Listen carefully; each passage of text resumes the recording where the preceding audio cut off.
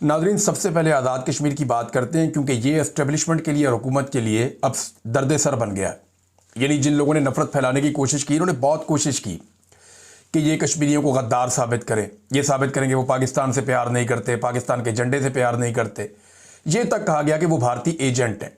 और ये बात जो है बहुत सारे सहाफ़ियों ने की और टीवी चैनल्स ने इनके बारे में मनफी खबरें चलाई, जबकि वफाकी वज़रा भी ये बातें करते रहे कि इनके अंदर भारतीय एजेंट हैं। ये सारा कुछ कहने वाले, नफरतें फैलाने वाले एस्टेब्लिशमेंट के टाउट, वो सारे के सारे हार गए और कश्मीर जीत गया। अब एस्टेब्लिशमेंट को प्रॉब्लम ये है कि कहीं पाकिस्तानी कौम इस रास्ते पे चल ना निकले। देखिए, पाकिस्तान में और कश्मीर में कुछ चीज़ों का फ़र्क है, ये चीज़ें हमें मद्देनज़र रखनी पड़ेंगी। लेकिन पहले ज़रा थोड़ा क्लियर कर देते हैं कि टाउट्स, कंट्रोल मीडिया और फॉर्म 47 की जो जाली हुकूमत है, इन लोगों ने झूठ बोले थे। अब कश्मीरी जीते कैसे, ये सबसे इंपॉर्टेंट सवाल है। उन्होंने किसी प्रोपेगेंडे की परवाह नहीं की। उन्होंने कहा जो हमारे बारे में कहना है कहो, हमें गद्दार कहते हो गद्दार कहो, हमें बागी कहते हो बागी कहो, हमारे बारे में एंकर कोई बकवास करते हैं तो करते रहें, मीडिया वाले कुछ कहना चाहते हैं तो कहते रहें, टीवी चैनल अगर हमारे बारे में मनफी खबरें चलाते हैं तो चलाते रहें, हमारा ब्लैकआउट करना है तो करते रहें। इन्होंने जूते की नोक के ऊपर रखा। हर तरह के प्रोपेगेंडा को इन्होंने परवाह नहीं की। इन्होंने सिर्फ सोशल मीडिया के ऊपर नजर रखी, बल्कि वहां पे इंटरनेट भी बंद कर दिया गया। बड़ी मुश्किलों से ये वहां से वीडियोस बना के बाहर निकालते थे। अब जितनी वीडियो बाहर आती थी, ओवरसीज जितने भी मौजूद हैं, उन्होंने बड़ी समझदारी के साथ और बड़े तरीके के साथ इनका बयानिया पूरी दुनिया के अंदर फैलाया। तो सोशल मीडिया को इन्होंने अपनी ताकत के तौर पर इस्तेमाल किया और हुकूमत की जो तशद्दुद की पॉलिसी थी उसके सामने डट के खड़े हो गए।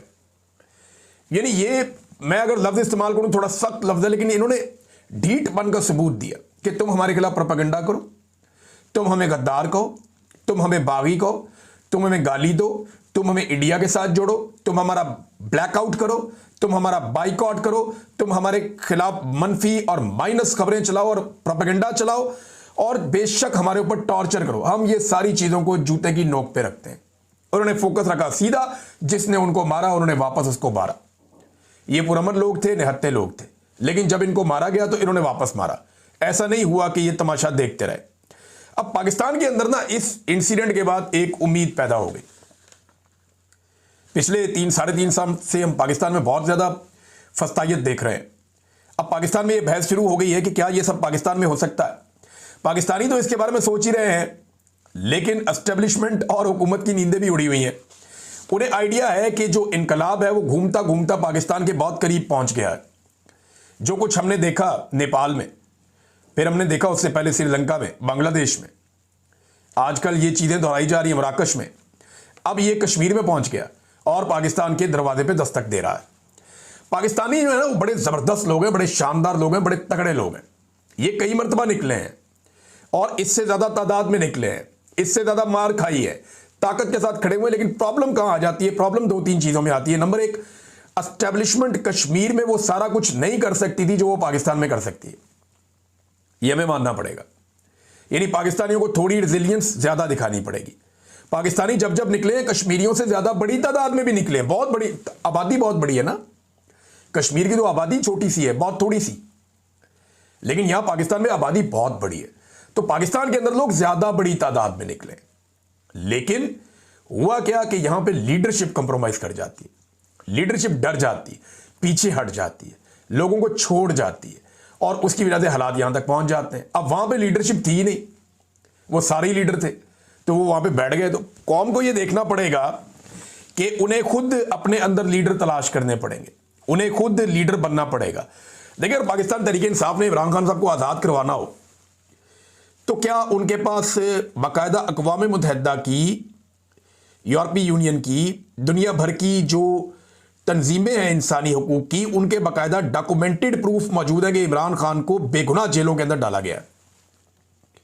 जो सजाएं इमरान खान को दी गई हैं, उसके साथ ज्यादती की गई है, आलमी सतह पे एक फैक्ट है ये। अब भी क्या उन्होंने ये साबित करना है कि जनाब इमरान खान को बाहर निकालने की कोई भी ऐसी कोशिश अगर हमने की तो जनाब हम कोई गैर आईनी या गैर कानूनी काम कर लेंगे। ये बात कश्मीर के लोगों ने नहीं सोचा कि आईनी क्या है और कानूनी क्या है। उन्होंने सोचा हमारा हक क्या है, हमने वो हक लेना है।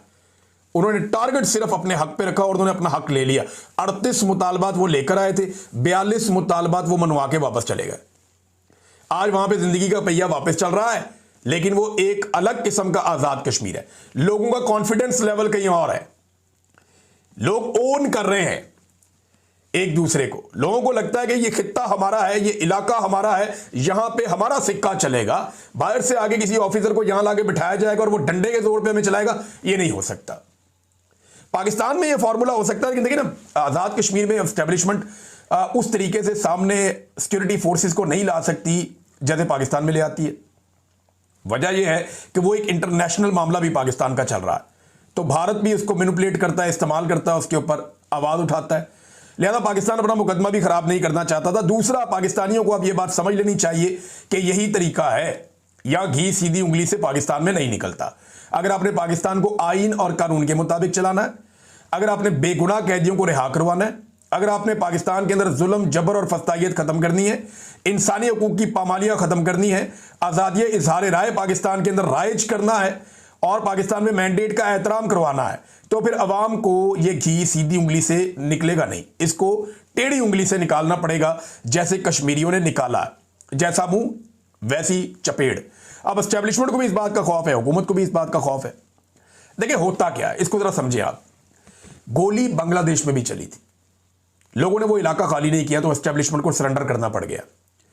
गोली नेपाल में भी चली थी, लोगों ने वो इलाका खाली नहीं किया तो एस्टेब्लिशमेंट को सरेंडर करना पड़ गया। गोली श्रीलंका में भी चली थी, लोगों ने इलाका खाली नहीं किया तो सरेंडर करना पड़ गया एस्टेब्लिशमेंट को। गोली कश्मीर में भी चली है, लोगों ने इलाका खाली नहीं किया तो एस्टेब्लिशमेंट को सरेंडर करना पड़ गया। गोली डी चौक में भी चली थी, क्योंकि इलाका खाली हो गया, गंडापुर निकल गया तो बाकी लोग उसके पीछे चले गए, लिहाजा एस्टेब्लिशमेंट ने सरेंडर नहीं किया। अगर ये गोली एक ही दफा चलाते हैं और जितनी चला सकते हैं मैक्सिमम, लेकिन अगर लोग डट जाए ना तो फिर ये घुटनों पे आ जाते हैं फौरन। ये पूरी दुनिया का एक ट्रैक रिकॉर्ड है और यही होगा पाकिस्तान में जब भी होगा। बहरहाल ये आज़ाद कश्मीर के लोगों ने हासिल क्या किया, जरा ये आप चीज़ें देखें। और कुछ लोग कह रहे थे उन्हें क्या मिला, तो जो लोग नफरत फैला रहे थे उन्हें तो कुछ नहीं मिला, वो जाके अपने ज़मीर से पूछेंगे उन्होंने किया क्या, और ज़रा शीशे में अपनी शक्ल देखें कि उन लोगों ने कितनी नफरत फैलाई कश्मीरियों के खिलाफ। और कश्मीरियों पे आफरीन है कि उन्होंने कोई नेगेटिव बात नहीं की, उन्होंने सिर्फ अपना हक हासिल किया। अच्छा जनाब, जो चीज़ें हासिल की कश्मीरियों ने वो क्या है, तो अवामी एक्शन कमेटी ने इस पर बड़ी ज़बरदस्त एक पोस्ट लिखी है। सोराब बरकत साहब ने, इनका ताल्लुक आज़ाद कश्मीर से है और एक शानदार पाकिस्तानी भी है और बड़ी ही रिस्पॉन्सिबिलिटी का सबूत दिया इन्होंने। अहमद फरहाद साहब ने, बशारत राजा साहब ने, ये मेरे तमाम दोस्त आज़ाद कश्मीर से, और बड़ी अच्छी इन्होंने रिपोर्टिंग की है। जॉइंट एक्शन कमेटी जो है अवामी, उसने बहुत सारी चीज़ें अचीव की हैं। यानी एक तो यह है कि मुकदमात का अंदराज किया जाएगा, जिन लोगों को कत्ल किया गया उनके बारे में मुकदमात का अंदराज किया जाएगा, और तहकीकात के लिए जुडिशल कमीशन बनाना पड़ा तो वो भी बनाया जाएगा।